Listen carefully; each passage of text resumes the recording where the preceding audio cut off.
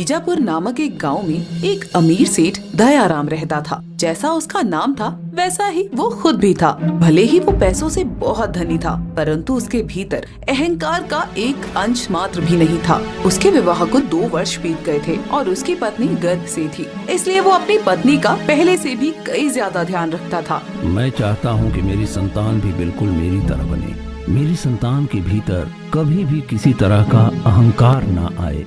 आप चिंता मत कीजिए जी, जब सबके लिए आपका स्वभाव इतना अच्छा है तो आपकी संतान भी बिल्कुल आपके जैसी ही होगी। कुछ महीने बीतते हैं और सुषमा अपनी संतान को जन्म देती है। उसके घर में एक बहुत ही सुंदर सी कन्या ने जन्म लिया था। दयाराम ने बड़े ही धूमधाम से अपनी पुत्री के जन्म का समारोह पूरे गांव में करवाया। सब गांव वालों के लिए भोजन की व्यवस्था करवाई। पंडित जी उनकी पुत्री का नामकरण करने के लिए आए।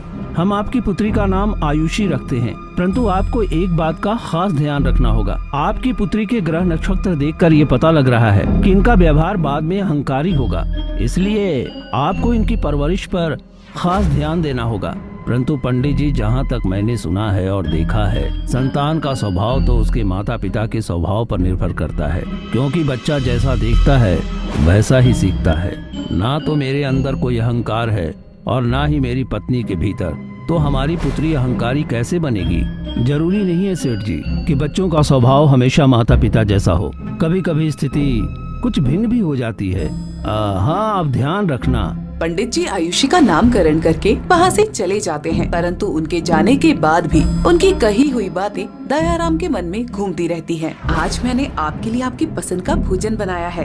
इतने दिनों से रसोई घर में जा ही नहीं रही थी, तो आपको भी आपकी पसंद का खाना बनाकर नहीं खिला पा रहे थे, लेकिन अब मेरी तबीयत ठीक है, तो अब पहले की तरह ही हर रोज आपके लिए आपका पसंदीदा भोजन बनाऊंगी। सुषमा दयाराम की थाली में भोजन परोसती है और खुद भी खाना खाने के लिए बैठ जाती है। वो खाने का कुछ निवाला खाती है कि तभी उसका ध्यान दयाराम की थाली पर जाता है। उसकी थाली में भोजन यूं का यूं ही रखा था। अरे, आपने तो अभी तक खाना शुरू ही नहीं किया और आप लोग भी मुझे बड़े चिंतित लग रहे हैं, क्या बात है? कुछ नहीं सुषमा, बस पंडित जी ने जो कहा वही बातें मेरे दिमाग में घूम रही है। मैं आपकी चिंता समझ रही हूँ, परंतु आप इतना मत सोचिए और हम अपनी पुत्री की अच्छी तरह परवरिश करेंगे। मुझे पूर्ण विश्वास है कि यदि हम अपनी पुत्री को अच्छे संस्कार देंगे तो वो ऐसी नहीं बनेगी। सुषमा दयाराम को समझाकर उसके मन को हल्का करती है। इसी तरह कुछ वर्ष बीतते हैं, परंतु दयाराम हमेशा अपनी पुत्री की चिंता में ही रहता है। कुछ वर्ष बाद उनकी बेटी बड़ी होती है और उसके व्यवहार में उन्हें साफ साफ उसका अहंकार दिखाई देने लगता है। एक दिन घर में काम करने वाली रजनी उनकी बेटी के कमरे की सफाई कर रही थी कि तभी उसे वहाँ बहुत सुंदर इत्र की शीशी दिखाई दी। लगता है ये वही इत्र की शीशी है जो आयुषी दीदी लगाती है। मुझे उनके इत्र की खुशबू बहुत अच्छी लगती है। मैं एक बार इस इत्र की शीशी पर नाम देखती हूँ तो अपने लिए भी यही खरीद के लाऊंगी। रजनी इत्र की शीशी पर इत्र का नाम देखने के लिए शीशी को उठाती है कि तभी आयुषी कमरे में आ जाती है और रजनी के हाथ में इत्र की शीशी देखकर उस पे चिल्लाने लगती है। तुम्हारी हिम्मत कैसे हुई मेरी इत्र की शीशी को उठाने की? मुझे पता है कि तुम इसे चुरा कर ले जाने वाली थी। बहुत दिनों से तुम्हारी नजर है इस पर। नहीं दीदी, आप गलत सोच रही है। मैं तो बस इस इत्र की शीशी पर लिखा हुआ नाम पढ़ रही थी। मुझे इसकी खुशबू बहुत अच्छी लगती है, तो सोचा था कि बाजार से इसे खरीद लूंगी, इसलिए बस इसके ऊपर लिखा हुआ नाम पढ़ रही थी। मेरे सामने ज्यादा होशियार मत बनो।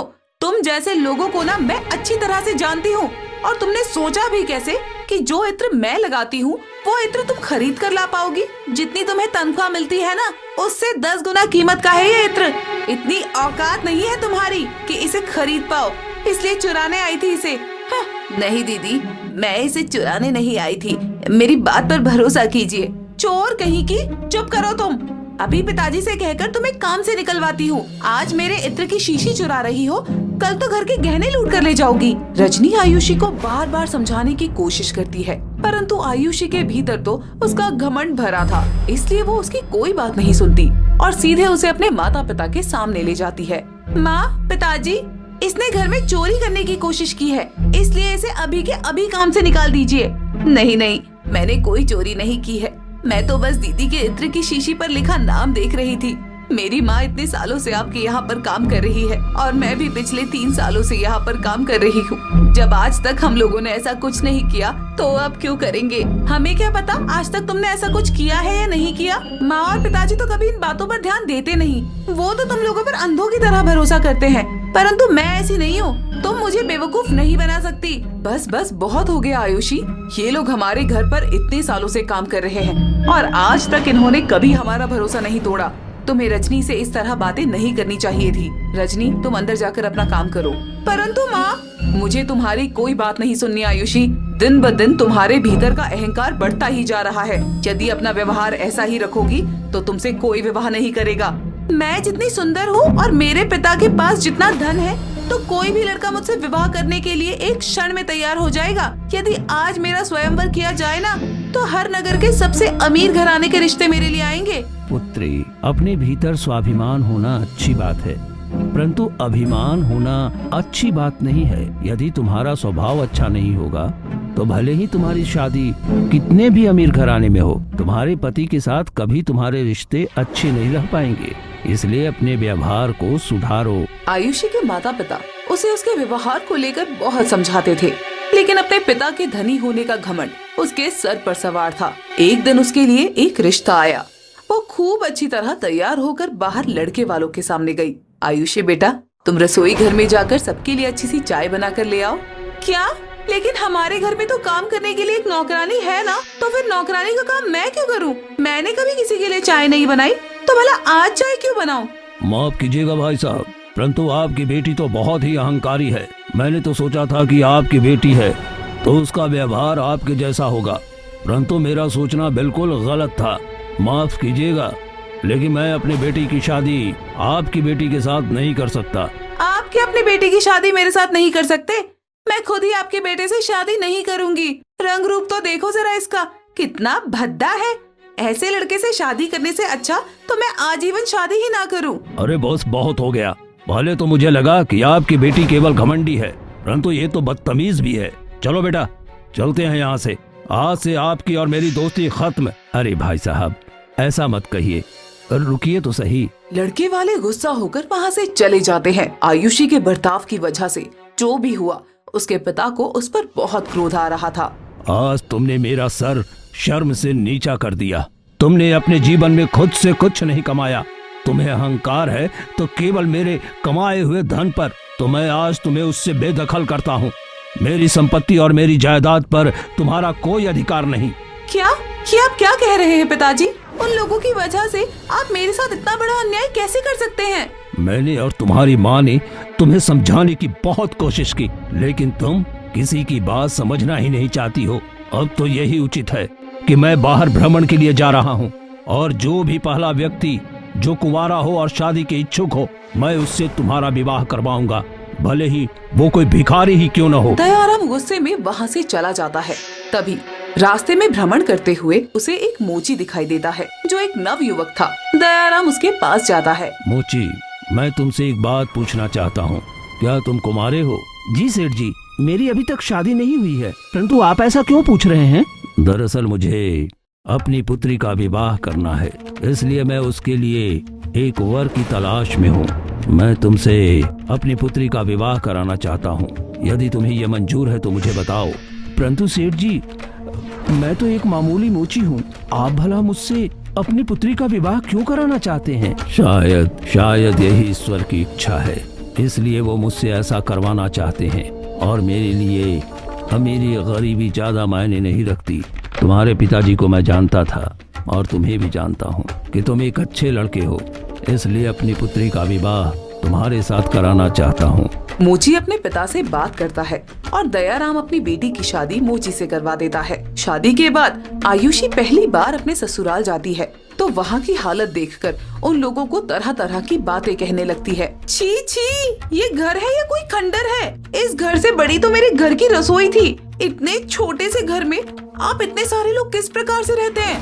पुत्री, ये घर भले ही छोटा है, परंतु हम सब इसमें प्रेम से रहते हैं। तुम्हें भी धीरे धीरे इस घर की आदत हो जाएगी। अब से यही तुम्हारा असली घर है। ये मेरा असली घर कभी नहीं हो सकता। अभी पिताजी मुझसे थोड़ा गुस्सा है, जैसे ही उनका गुस्सा शांत हो जाएगा तो वो मुझे अपने पास बुला लेंगे।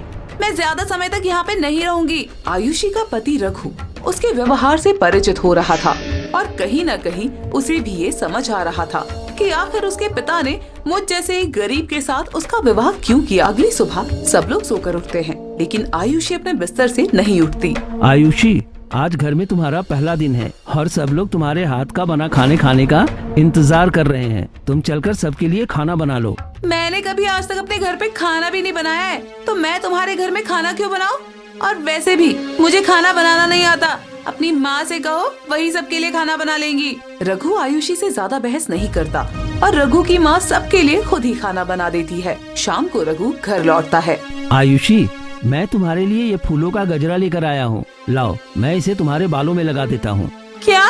दूर हटो मुझसे, मुझे ये सस्ती चीज पसंद नहीं है। अगर कुछ लेकर ही आना था तो कुछ महंगा लेकर आते ना। यदि मेरे पास कुछ महंगा खरीदने के लिए पैसे होते तो मैं तुम्हारे लिए वो भी खरीद कर ले आता, परंतु अभी मेरे पास इतने पैसे नहीं हैं। अगर पैसे नहीं है तो कुछ लेकर आने की जरूरत भी नहीं है। तुम जितने पैसे कमाते हो उनसे तुम रोटी खा लो, तुम्हारे लिए वही बड़ी बात है। इसलिए अपने पैसों को व्यर्थ मत करो, क्योंकि वैसे भी मुझे इन छोटी मोटी चीजों से कोई फर्क नहीं पड़ने वाला। रघु को आयुषी की ऐसी बातों का बहुत बुरा लगता है, लेकिन वो फिर भी उसे कुछ नहीं कहता। आयुषी का घमंड बढ़ता ही जाता है और तभी एक दिन गांव में एक मेला लगा था। तो रघु आयुषी से कहता है, आयुषी, गांव में मेला लगा है, चलो हम दोनों मेला घूमने के लिए चलते हैं। क्या तुम्हारा दिमाग खराब हो गया है क्या? तुमने सोचा भी कैसे कि मैं तुम्हारे साथ मेला देखने के लिए जाऊंगी? अगर मेले में मुझे कुछ पसंद आ गया तो इतनी औकात है तुम्हारी कि मुझे वो खरीद कर दोगे? कम से कम ऐसा तो मत कहो आयुषी। मैं तुम्हारे लिए बहुत मेहनत करने की कोशिश करता हूँ और पहले से भी अधिक काम करता हूँ ताकि तुम्हारी हर इच्छा पूरी कर सकूँ। तुम्हें मेले में जो भी पसंद आएगा मैं तुम्हारे लिए वो खरीदने की कोशिश जरूर करूँगा। अच्छा ठीक है, वैसे भी मुझे मेले गए बहुत दिन हो गए, तो चल पड़ती हूँ। आयुषी रघु के साथ मेले चली जाती है। वो वहाँ घूम ही रही थी कि तभी उसकी कुछ सहेलियों को वो मेले में दिख जाती है। उसकी सहेलियाँ उसके पास आती हैं। अरे आयुषी, तुमने बताया क्यों नहीं कि तुम मेले में आने वाली हो? हम भी तुम्हारे साथ आ जाते।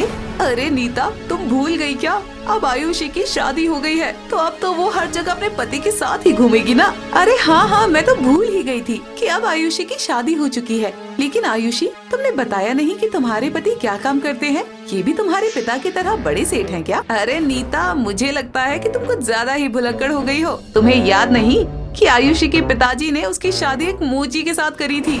हमारे जीजा जी तो एक मोची है। अपनी दोनों सहेलियों की बात सुनकर आयुषी को बड़ा गुस्सा आता है और वो गुस्से में वहाँ से चली जाती है। उसका पति भी उसके पीछे पीछे घर आता है।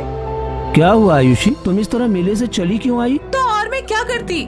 वहाँ पर दोनों मेरी इतनी बेइज्जती कर रही थी, तो क्या मैं खड़ी खड़ी वहाँ पर सब सुनती? तुम्हारी वजह से मुझे लोगों की तरह तरह की बातें सुननी पड़ती है। मैं तुम्हारे साथ और नहीं रह सकती। मैं आज के आज ही अपने पिता के घर जा रही हूँ। आयुषी अपना सामान बांधकर वहाँ से पिता के घर चली जाती है। माँ, पिताजी, बस बहुत हो गया। मैं एक दिन और भी अब उस घर में नहीं रह सकती। ना तो वहाँ पर किसी चीज की सुविधा है, और तो और लोग मुझे कहते हैं कि ये एक मोची की पत्नी है। मुझे ये सब बिल्कुल भी अच्छा नहीं लगता। मैं अब फिर से वहाँ पर नहीं जाऊँगी। यदि तुम्हें वहाँ पर नहीं जाना तो ये तुम्हारी मर्जी है, लेकिन अब वही तुम्हारा असली घर है। यहाँ पर तुम 1-2 दिन के लिए ठहर सकती हो, परंतु उसके बाद तुम्हें यहाँ से वापस जाना ही पड़ेगा। बेटी शादी के बाद अपने ससुराल में ही शोभा देती है। दयाराम अपनी बेटी के भीतर के अहंकार को नष्ट करना चाहते थे, इसलिए वो उससे इस प्रकार की बातें कर रहे थे। आयुषी 2 दिन अपने घर पर रुकी तो उसके पिता ने उसे वहाँ से अपने ससुराल जाने का आदेश दे दिया। तुम 2 दिन यहाँ पर रुकी और खूब अच्छी तरह से तुमने हमारे साथ समय भी बिताया, परंतु अब तुम्हें वापस अपने ससुराल जाना होगा। मैंने तुम्हारे पति को बुलावा भेजा है, वो तुम्हें लेने के लिए आता ही होगा। आप क्या कह रहे हैं पिताजी? अपनी बेटी को आपने इतना पराया कर दिया कि 2 दिन में ही उससे थक गए और वापस मुझे उस खंडर में भेज रहे हैं? वो कोई खंडर नहीं, परंतु तुम्हारा ससुराल है बेटी, और अब तो तुम्हारा असली घर वही है। चाहे तुम यहाँ पर कितने भी दिन रुक जाओ, लेकिन अंततः तो तुम्हें वहीं पर जाना होगा। कुछ देर बाद रघु आयुषी को लेने के लिए उसके घर आ जाता है और उसके माता पिता उसे वहाँ से विदा कर देते हैं। आयुषी अपने ससुराल पहुँचती है तो फिर से रघु के साथ लड़ना शुरू कर देती है। तुम्हारी वजह से मेरी जिंदगी बर्बाद हो गई। कहाँ मैं बचपन से इतने अमीर घराने में पली बड़ी और कहाँ तुम्हारी वजह से मुझे यहाँ रहना पड़ रहा है। मैं बाहर जा रही हूँ, यहाँ पर दम घुट रहा है मेरा। आयुषी थोड़ी देर के लिए गांव के बाजार में चली जाती है। तभी उसे वहाँ पर उसकी सहेली सीमा मिलती है। हे भगवान, ये सीमा यहाँ पर कैसे आ गई? अब ये फिर से मेरे मोची पति की बुराई करनी शुरू कर देगी और मुझे नीचा दिखाएगी। कैसी हो आयुषी? और तुम्हारे ससुराल वाले कैसे हैं? सब ठीक है, तुम बताओ। सच बताऊं तो कुछ भी ठीक नहीं। कुछ भी ठीक नहीं का क्या मतलब? मतलब ये कि मैं अपने ससुराल से बहुत परेशान हूँ और उस घर में नहीं रहना चाहती, लेकिन मेरे माता पिता मेरी बात को समझ ही नहीं रहे। अरे लेकिन तुम वहाँ पर क्यों नहीं रहना चाहती? तुम्हारे ससुराल वाले तो बहुत धनी है और गांव में उनका बहुत बड़ा रुतबा है, तो फिर तुम उन्हें छोड़कर क्यों आना चाहती हो? केवल धनी होने से कुछ नहीं होता आयुषी। इंसान का असली धन तो उसका व्यवहार होता है। भले ही मेरे ससुराल वाले बहुत धनी हैं, लेकिन मेरे पति बिल्कुल भी अच्छे नहीं हैं। वो नशा करते हैं और मुझे मारते पीटते हैं। मैं अपने ससुराल वालों से उनकी शिकायत करती हूँ तो वो मुझे ही चुप रहने के लिए कहते हैं। इससे तो अच्छा होता कि भले ही मुझे एक गरीब ससुराल मिल जाता जो मेरे साथ ऐसा व्यवहार न करते। सीमा की बात आयुषी के दिल पर लग जाती है और कहीं न कहीं उसे लगता है कि भले ही उसका ससुराल गरीब है, लेकिन कभी उन्होंने उसके साथ कुछ गलत नहीं किया, बल्कि उसके तानों पर भी कभी पलटकर जवाब नहीं दिया। वो अपने ससुराल आती है और उस दिन के बाद उसका व्यवहार अपने आप ही बदलने लगता है। उसके ससुराल वाले भी ये सब देखकर हैरान थे। उसे अपने मायके गए भी पूरे 6 महीने बीत गए थे, तो उसके माता पिता को भी उसकी चिंता हुई और वो उसे देखने के लिए उसके ससुराल आए। ससुराल की हालत बहुत जर्जर थी। घर भी बहुत ही पुराना था, जिसे देखकर उसके पिता को भी अब थोड़ा बुरा लगने लगा था। बेटी, तुम्हारे ससुराल की हालत तो बहुत ही बुरी है। मैंने भले ही गुस्से में तुम्हारा ब्याह इस घर में कर दिया, लेकिन अब मैं तुम्हें इस हालत में और नहीं देख सकता। मैं फिर से तुम्हें अपनी संपत्ति का अधिकारी बनाता हूँ। तुम यहाँ पे रह सकती हो। नहीं पिताजी, अब यही मेरा असली घर है और मुझे यहाँ पर रहकर अच्छा लगता है। मेरे सास ससुर बिल्कुल आप दोनों की तरह हैं।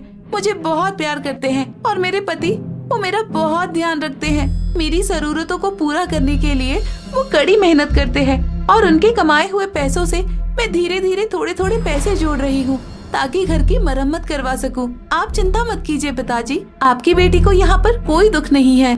आयुषी की ये बातें सुनकर उसके माता पिता हैरान रह जाते हैं, क्योंकि उसके भीतर का अहंकार बिल्कुल नष्ट हो चुका था। दरवाजे के पीछे छिपा उसका पति रघु भी सारी बातें सुनता है और उसकी आंखें भर आती हैं। आयुषी के माता पिता उसके अहंकार को उसे दूर करना चाहते थे, जो था। इसलिए आयुषी के पिता अपनी संपत्ति आयुषी के नाम पर कर देते हैं। लेकिन इतनी बड़ी संपत्ति की मालकिन बनने के बाद भी अब आयुषी के भीतर अहंकार का बीज दोबारा जन्म नहीं लेता। वो अपने माता पिता, सास ससुर और अपने पति के साथ एक सुखमयी जीवन बिताती है और अपने धन को दूसरों की सहायता के लिए एक स्रोत बना लेती है। उसे अंततः रघु से प्रेम हो ही जाता है और अपना बाकी का जीवन वो सबके साथ बड़ी ही खुशी से व्यतीत करती है।